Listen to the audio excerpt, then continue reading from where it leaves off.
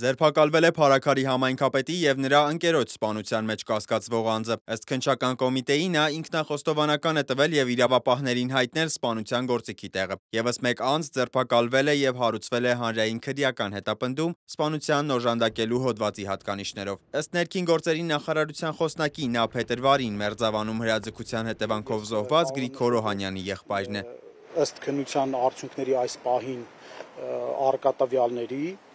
վարկածը շարունակում է մնալ, որ սա շարունակությունն է այս տարվա փետրվարին տեղի ունեցած Մերձավանում տեղի ունեցած միջադեպի հետ, որի ընթացքում սպանվել է այս գործով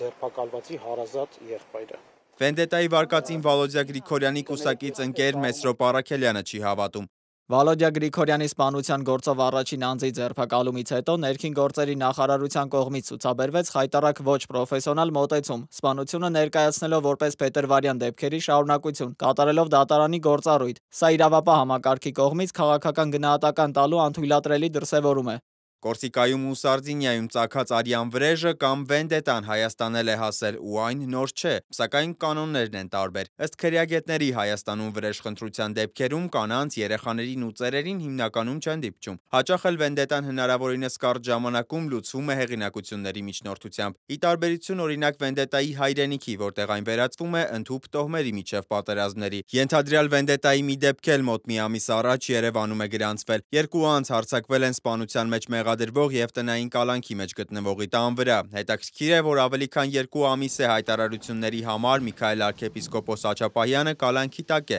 իսկ սպանության մեջ մեղադրվողը տնային կալանքի։ Վերջինս իր տան վրա հարձակված երկու անձանցից մեկին սպանել էր փոխհրաձգության ժամանակ։ Պատմությունը վենդետայի աղմկահարույց մի քանի դեպք է հիշում նոր անկախ Հայաստանում։ Օրինակ, մոտ 20 տարի առաջ բակային խաղի ժամանակ մի երեխա է սպանվում։ Նրա հայրն ամիսներ անց սպանում է որդուն կյանքից զրկած 13-ամյա անչափահասին։ Ինչու են վեճերը սպանություններով հանգուցալուծվում հանրապետությունում։ Հանգստյան օրերին եւս 2 դեպք է գրանցվել։ Ըստ իրավապահ մարմինների, Կապանում 22-ամյա երիտասարդը դանակահարել է 2 հոգու, որոնցից մեկը գիտակցության չգալով մահացել է։ Մյուս դեպքը Արմավիրի մարզում է տեղի ունեցել։ Պատկան մարմինները հայտնում են, շանը հայհոյելու հարցի շուրջ Արաքսի 33-ամյա բնակիչը վիճաբանել է համագյուղացիների հետ։ Իր մոտ գտնվող դանակով հարվածել է մի անձի, ապա նաև ինքնաձիգից կրակոցներ է արձակել ներկաների ուղղությամբ։ Հրազենային վնասվածք ստանալով մահացել է 39-ամյա Մասիս Ասատրյանը։ Հրազեն, ռազմամթերք պատրաստելու և ապօրինի շրջանառության 704 դեպք է գրանցվել, ինչը 207-ով ավելի է նախորդ տարվանից։ 2025 թվականի հունվար-հուլիս ամիսներին մոտ 3000 ծանր և առանձնակի ծանր հանցագործություն է գրանցվել Երևանում և մարզերում։ Յուրաքանչյուր 10,000 բնակչի հաշվարկով Երևանն առաջատարն է։ Ամենաօրինապահ մարզը ստացվում է Գեղարքունիքը։